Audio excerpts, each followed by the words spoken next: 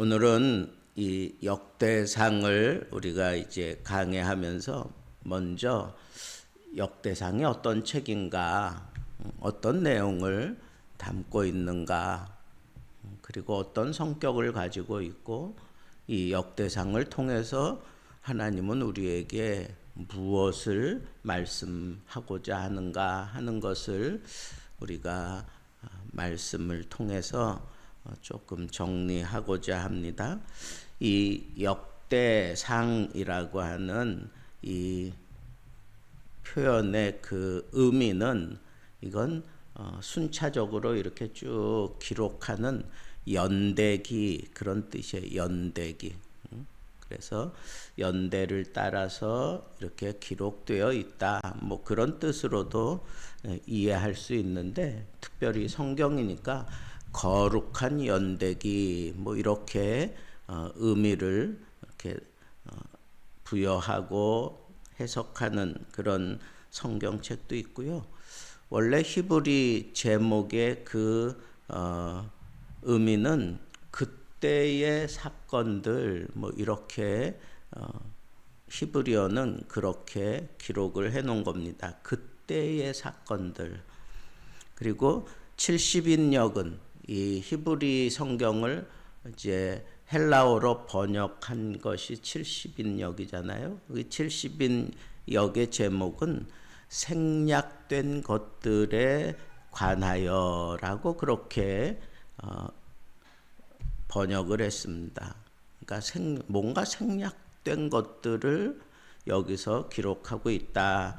그런 의미로 얘기를 하는데 이 역대상하는 사무엘 상하 그리고 열왕기 상하 같은 내용들을 다루고 있는데 거기서 빠진 그러니까 열왕기 상하에 사무엘 상에서 빠진 그런 기록들을 보충하고 또 사무엘서와 열왕기서에서 취하지 않았던 그런 내용들을 제사장적인 관점에서 이 본서를 기록했기 때문에 조금 독특하게 하나님의 언약적인 측면에서 이렇게 기록해 나가고 있는 것을 우리가 이제 염두에 두어야 합니다.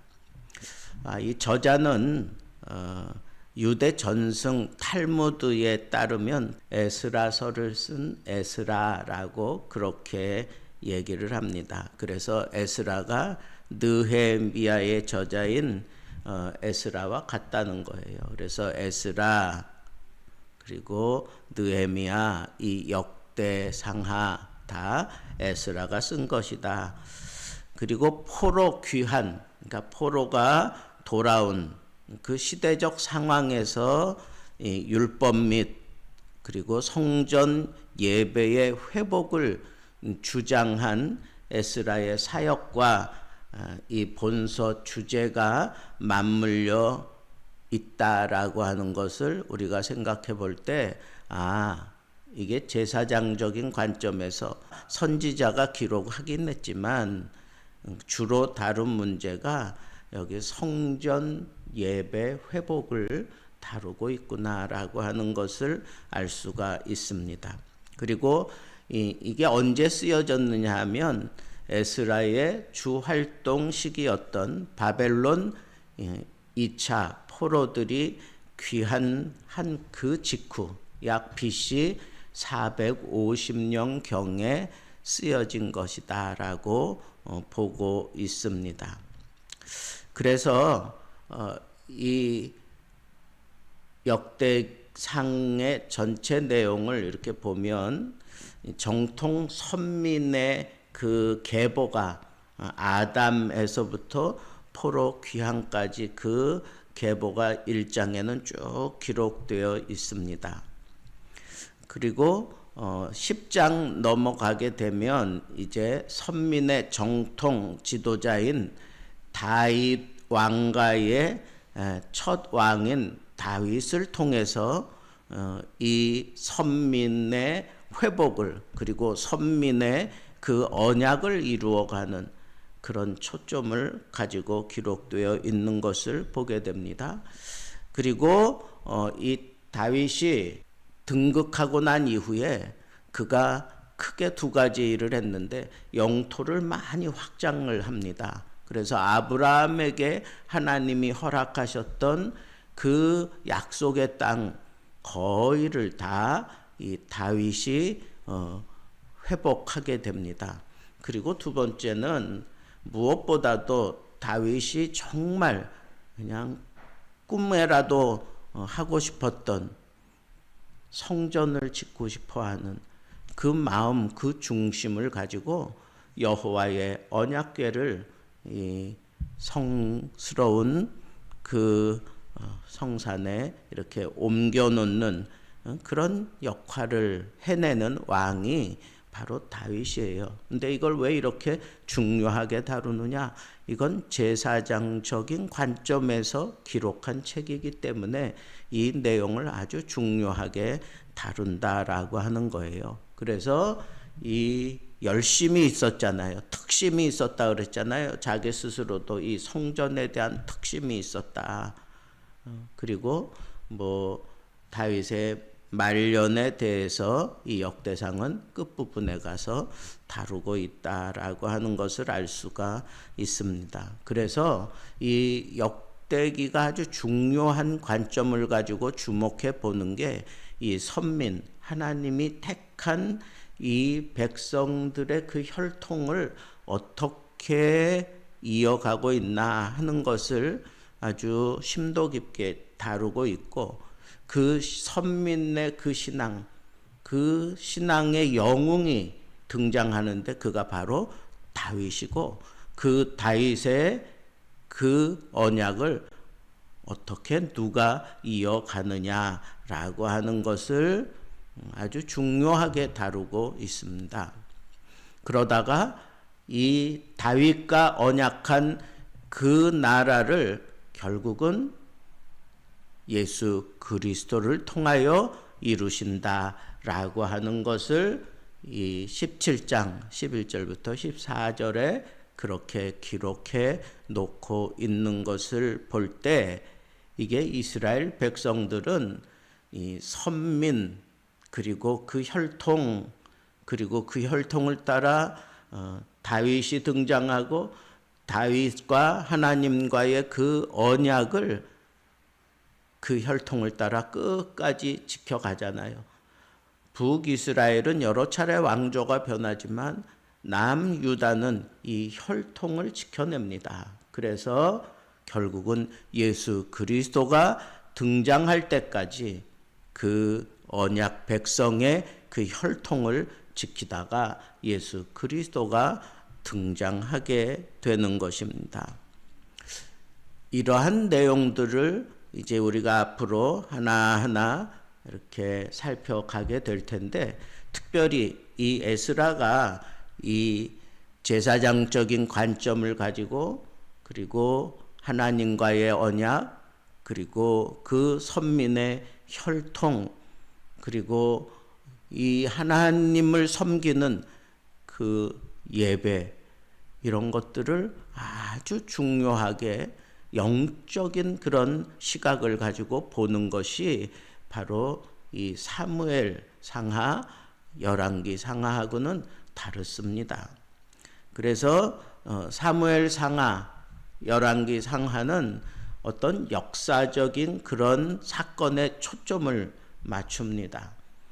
그래서 있는 그대로의 사실을 이렇게 기록하고, 특별히 이게 망하기 바로 직전에 그런 상황들을 막 심각하게 다루어 가면서 상당히 사람들의 마음을 자극해서 무언가 깨닫게 만들고 돌이키게 만들려고 하는 그런 의도에서 쓰여진 것이 열왕기 상하라면, 이 역대 상하는 차원이 좀 다릅니다.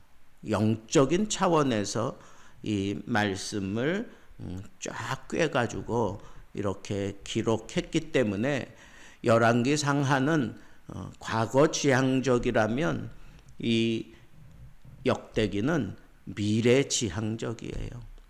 그래서 에스라가 볼 때 머지않은 장래에 한 구원자 그리스도가 등장할 것을 여기서 이렇게 아주 핵심 구절로 기록해 놓고 있는 것도 우리가 충분히 이해할 수 있다라고 하는 겁니다. 그래서 에스라가 이 역대기를 기록하게 된 그런 배경이 있어요. 제2차 포로 기환이 이루어진 약 450년경에 이 책이 기록되었다고 우리가 추정하는데, 그때는 이미 1차 포로 귀환한 사람들이 스룹바벨 성전을 건축하고 난 이후에 약 70년 정도 흐른 때입니다. 그러니까 70년 정도 시간이 경과했으면 바벨론에서 돌아와서 스룹바벨 성전을 짓고 그러고는 정말 하나님 앞에 온전히 드려진 그런 모습으로 살아야 되는데, 그러지 않고 오히려 그 자세가 흐트러져 버렸다는 거예요.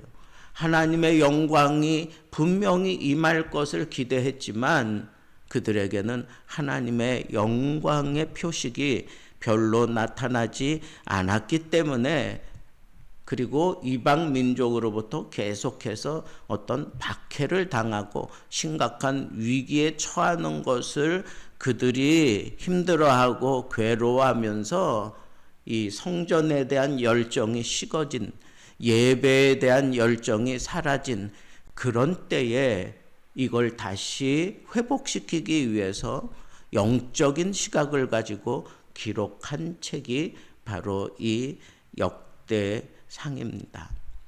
그래서 중요하게 다루는 것은 앞에서도 이렇게 살펴봤지만 이 선민의 연속성, 그게 아주 중요합니다. 그리고 제사장적인 관점에서 썼다고 하는 것은 이렇게 하나님 앞에 예배를 다시 회복시키려고 하는 그런 관점에서 이 말씀을 조명해 가고 있는 것을 알 수가 있습니다. 그래서 앞에서도 얘기한 것처럼 열왕기 상하는 과거의 잘못을 들추어내고 그것을 통해서 이 백성들이 회복되기를 원했는데, 이제는 포로기 생활을 마치고 돌아와서 스룹바벨 성전을 지어놓고도 70년이 지나도록 그들이 하나님의 영광에 제대로 이루지 못한 그 이유를 파고 들어가면서 이 영적인 문제, 하나님의 성전, 예배, 그리고 그리스도를 대망하는 그런 언약, 하나님의 그 언약을 붙들어야 우리의 미래가 정령이 있다라고 하는 그런 측면에서 이 역대상이 기록되어 있다라고 하는 것을 여러분들이 명심하고 앞으로 저와 함께 이 역대상을 펼쳐가면서 전체적인 그 아웃라인을 여러분들이 이제 머릿속에 가졌으니까 우리가 말씀을 볼 때마다 그 틀 속에서 이 말씀을 우리가 묵상하고 그리고 이 말씀을 이해하기 시작하면 영적인 깊이가 상당히 느껴지고 그 영적인 터치가 성령을 통해서 여러분들에게 임하게 되면 성경 중에서도 아주 강력한 그런 영적인 도전을 받을 수 있고, 그리고 그 안에서 진정한 기쁨을 회복하고 그리고 예수 그리스도와 부딪혀 만나는 그런 놀라운 역사가 이 역대상을 강해가면서 여러분들에게 일어날 것을 저는 믿어 의심치 않습니다. 이 역대상을 저와 함께 이렇게 풀어가면서 여러분들 심령과 그리고 여러분들 가정, 그리고 우리가 섬기는 이 교회가 정말 예수 그리스도의 언약에 사로잡히고 이 언약을 통해서 우리의 마음이 위로를 받고 터치되면 정말 기쁨으로 하나님 앞에 모여서 찬양과 경배하며 하나님을 영화롭게 하는 이 시대에도 이 영적인 그런 터치가 분명히 필요한데, 예수 그리스도를 바라보며 하나님의 말씀을 붙들고 그리고 성령의 뜨거운 역사를 통해서 우리가 하나님이 기대하는 그런 멋진 영적으로 성숙한 그런 교회를 다듬어서 이 세대를 향하여 주의 복음을 온전히 증거하되 당당하게 그리고 자신 있게 그리고 하나님의 은혜 속에서 이 복음을 제대로 증거하며 하나님 앞에 영적으로 풍성한 은혜를 경험하며 살게 되기를 우리 주님의 이름으로 축복합니다.